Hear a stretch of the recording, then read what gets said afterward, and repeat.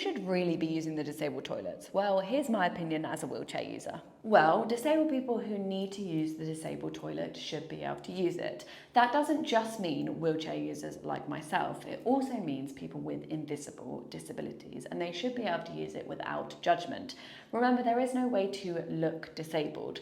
Some examples of invisible disabilities who may need to use the disabled toilet are somebody with urgency issues, somebody with a stoma bag, a diabetic person who feels more comfortable injecting in the disabled toilet, somebody who needs to use the bars to get on and off the toilet, somebody with sensory issues, the list goes on.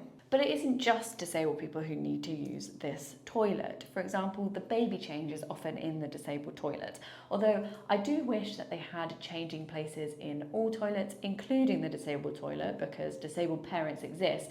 But currently the baby change often sits far too high for wheelchair users to be able to change their children if they do have them.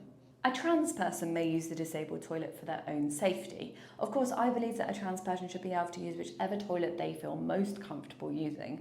But unfortunately, today's society is making it very difficult to be trans, so somebody may feel more comfortable or safer in a disabled toilet, and safety is just as much of an important reason to be able to use the disabled toilet.